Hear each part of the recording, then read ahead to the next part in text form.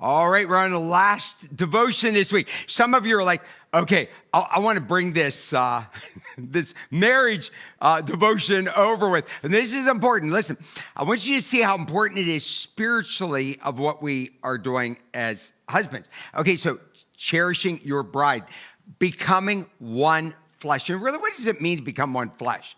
So I just had a wedding here a week ago. I have one that's coming up here soon. And so I always say at the very end that you are now one flesh. You are now one before God after I pronounce them husband and wife. And this is what the Bible tells us. Look here, Genesis 2:24. Therefore, a man shall leave his father and his mother and shall hold fast to his wife, and they shall become one flesh. So your wife, okay, I hate to tell you this, everything is not equal. Everything's not equal.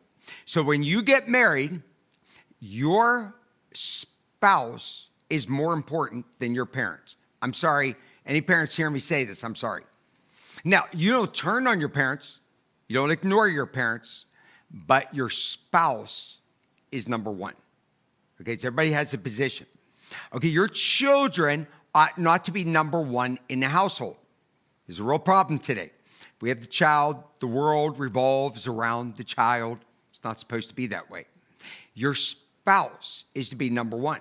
So men, because we're talking to women in a couple weeks, men, your wife is to be number one, and you two are one flesh, and nobody is to come in between you.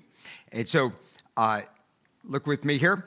Two become one. So what's that mean? Not two halves making a whole, but two wholes becoming one. So let's say you're single. I mean, you're a whole person before God. Some of you, you were in a divorce, and you just decided, I don't want to get married again. That's okay. Let's say your spouse passed away. You're not any less of a person because you're by yourself. I mean, you're a whole person. But I'm telling you, if you're with the right person, you got two wholes together, you become one, which makes you a power couple for the Lord if you honor him through that. Ephesians 5:27, so that he might present the church to himself in splendor, without spot or wrinkle or any such thing, that she might be holy and without blemish. Wow, this is really, really powerful. So the husband, with all the power within him, wants to bring his family to the Lord. So a husband is to bring his wife to the Lord. I know this doesn't sound right. Some of you men, you came to know the Lord. Maybe your wife helped lead you to the Lord. Well, God wants you to step up to be the spiritual leader.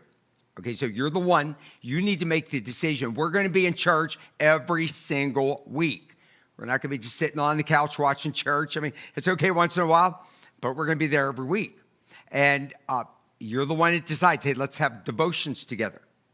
You kind of set the moral code there in the home. And people, even your wife doesn't agree with you. You got to be the spiritual leader. Do it as nicely, kindly as you can.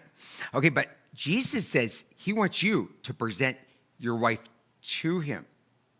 Okay, this is pretty heavy. So my wife's spiritual condition is my responsibility. Okay, now she has her own responsibility, but I'm the leader of the home. Okay, this is what it is speaking of as Christ is preparing the church. Look, lead your wife to Christ, not by force. I mean, don't say this is what we're going to do and that's it, but by being so captivated by Jesus that she wants him too. Wow, that's pretty heavy. So it's saying that I should be so in love with God and so on fire with Jesus, and spiritual things are on my mind and my heart, and I'm sharing with my wife, that it develops a hunger inside of her to follow Christ the way I am following Jesus. It works most of the time, not always, but I'm telling you, listen, you just want to be all that God wants you to be. One of my prayers is, oh God, I just want to be the man of God you have called me to be. And one more thing, just remember this. Once you become one with your spouse, you can't un-one one.